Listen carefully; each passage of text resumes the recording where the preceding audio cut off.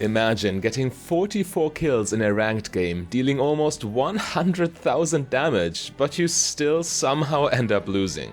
Well, I guess we all know the memes by now. AD carry worst role in the game, AD carry 0 impact, AD carry gets one shot all the time and is useless, and so on and so forth. But believe it or not, AD carries actually have way more impact than people want to admit. Yes, the role can feel unrewarding due to its weaker early game, but you must not confuse that for overall lack of agency. As an AD carry, you can still outplay your lane opponents to get a lead and then snowball that lead to victory. If you, on the other hand, lack the proper macro game knowledge or decision-making skills, you can also win lane but misplay during the mid and late game and thereby lose a match that you definitely could have carried. Hello for the misfortunates, and welcome to the tragic tale of the tempestuous Tristana Tinkerer who somehow managed to hard stomp their enemies, yet ultimately throw the game away. This has to be one of the worst feelings in League of Legends ever, so let's have a look at what happened here and see what you can do in your own games to avoid this dire fate. I've analyzed this truly interesting replay for you, and as I've expected, Tristana lost this game because of two major flaws in her game plan. But before we dive into that and only focus on the negative aspects of her play, we have to admit that 100,000 damage in a 35 minutes ranked game is truly impressive. Tristana definitely played the early game beautifully, and I'd also like to add here that her item build was actually very good and she spent her gold quite well. In case you wonder, she bought Berserker's Greaves while working towards Kraken Slayer, and then got Phantom Dancer, Infinity Edge, Bloodthirster and Lord Dominik's Regards.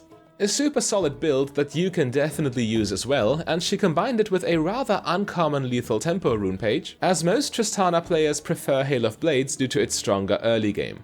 However, in this game, Tristana manages to get an early lead even with a late game keystone, since the enemy bot lane makes the huge mistake of walking through the warded Tribush. Tahm Kench gets a beautiful opening because of this, enabling Tristana to fully stack her lethal tempo. From here, all she has to do is clean up the fight with her increased DPS and attack range on top of her multiple W resets. So after pushing out this wave, Tristana and Kench would have had all the time in the world to safely recall for a huge early item advantage, but they instead chose to stay. This is also okay in my opinion. Definitely not a huge mistake. Early game levels and minion experience are important after all, so staying is justifiable. The low health Tahm Kench engage afterwards is definitely a mistake though, but nothing you as the AD carry can influence directly, and Tristana's choice to follow up is alright here. At least you get an extra kill on the opposing AD carry, which means they cannot farm, and while giving kill gold to the enemy support is still bad, it is not game losing or anything. And now Tristana was able to buy some items with 3 kills worth of gold in her pocket, and she does a very good job at leveraging that item advantage to make her lead even bigger. Here, for example, she, again, perfectly capitalizes off of Tahm Kench's engage, leaving Lux with no options because she forced Lux to burn her flash earlier. After a clean kill, she can even poke down Caitlyn with Lethal Tempo's bonus range, and then punishes her for overcommitting onto Red Team's support since Caitlyn is on low health too. Clean tower platings, clean wave management, clean recall timing. This is exactly how you should be doing it. Now with that big a lead, Tristana can just mindlessly jump in with level and item advantage whenever the enemy gets greedy. Caitlyn just dies in a heartbeat again, and after a beautiful bomb into W reset, Lux ends up sharing her fate. With a 2-level advantage, full boots and 1.5 items in her pocket, Tristana actually doesn't even need to base here. After pressuring the tower, she is able to straight up tower dive Caitlyn and Lux upon respawn, getting an astronomical gold advantage. The play might look risky, but it is actually exactly the kind of calculated aggression you need to show in a situation like this. Tristana saw the enemy jungler in mid lane on the minimap, which means she is completely safe, and she also knew her champion's damage output. Really well played. As a reward, she claims first turret gold on top of everything and then recalls. But now what? Well, until now she is playing this textbook. Tristana walks top lane after stomping bot, and the enemy Dr. Mundo, being 2 levels higher, clearly underestimates the power of gold and items. He dies instantly, and Tristana has all the time in the world to push in the wave and claim yet another tower and its plating gold. Afterwards she steals the opposing jungle, putting herself even more ahead and the enemy further behind. So far so good, but as you will see, League of Legends is not primarily about items and inferentially not just about scoring kills and getting more gold. So don't get too hung up on that and instead focus on avoiding the following two huge mistakes if you want to improve your win rate.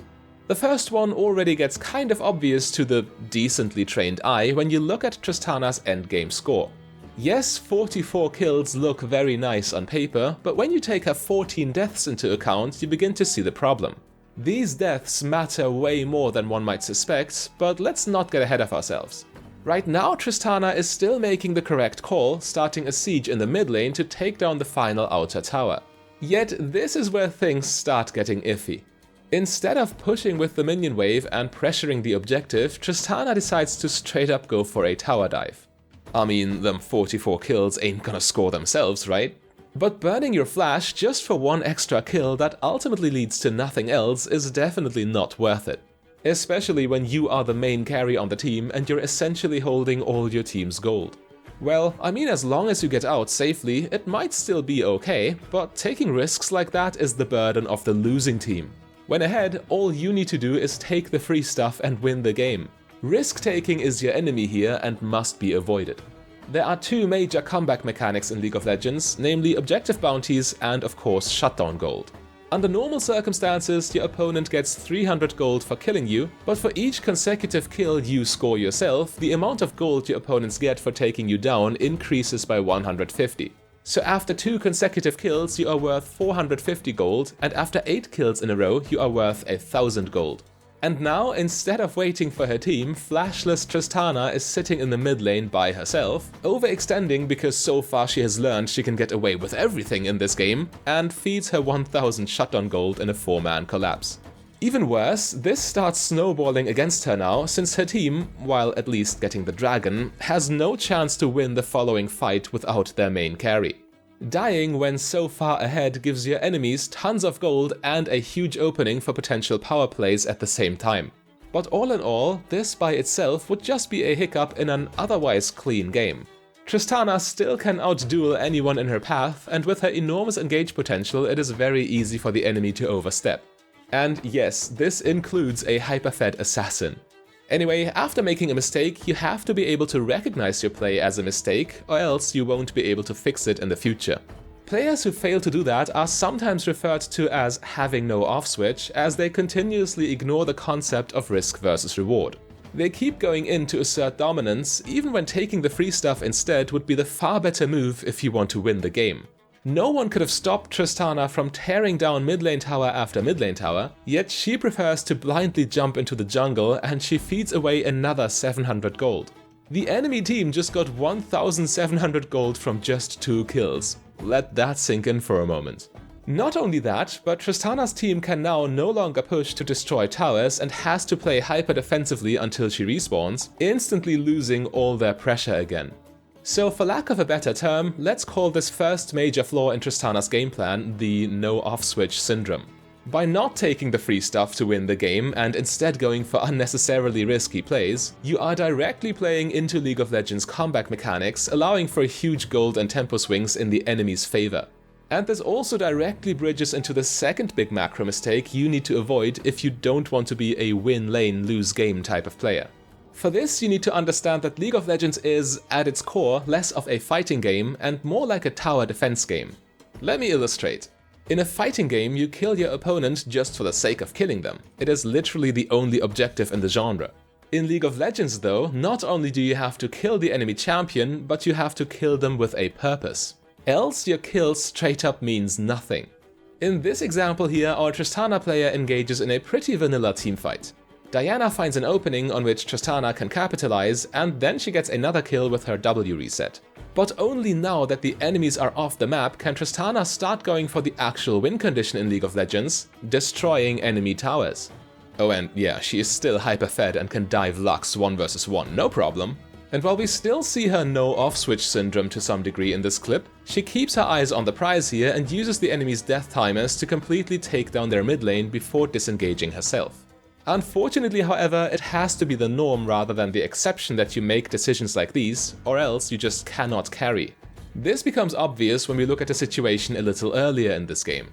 The enemy have managed to take down Red Team's mid lane inhibitor at this point due to Tristana's unnecessary deaths. However, Tristana is already full build here and no other player comes even close to this level of feat. She jumps onto Zeri to kill her, and after noticing Lux being out of position, she immediately collapses and uses her W resets for a clean quadra kill. This would be the perfect opportunity to fix the minion wave and take down the enemy mid lane inhibitor right away, as Kench is strong enough to tank the tower and Tristana is strong enough to take it down without minions. Instead, however, they chase for the pentakill. But now what? She could have taken down towers, giving her team much needed breathing room, yet regardless of that, she uses the death timers of 4 enemies just for another meaningless kill. I mean, it is still okay-ish. Tristana could have disengaged, but instead her no-off switch syndrome kicks in again, and while scoring a fancy double kill, she feeds away another 1000 gold to the enemy. And you have to keep in mind, at a certain point you won't get any stronger no matter how many kills you get. You are bound to the hard limit of 6 item slots and 18 champion levels, and since Tristana is already on her full build, the gold she just got has an effective value of 0. The enemy, on the other hand, can still buy more items from your shutdown gold and catch back up. At a certain point, your lead will be completely gone, and your ability to just one-shot everyone will be gone with it. Tristana, however, still doesn't want to play with her team, but now she gets a taste of how powerful numbers advantage is in League of Legends. Without her ridiculous item advantage to compensate, she has absolutely no chance in that 2 vs 5 situation, and now her team is left in a 3 vs 5, which is effectively just as bad for them. In the super late game, death timers are quite long, so one catastrophic teamfight is all it takes. Of course, it is easy to say, look at my team, they are too heavy, no one can carry those monkeys.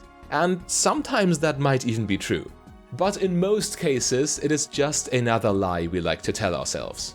There is a reason Challenger players can create Smurf accounts and always climb back from unranked to Challenger eventually.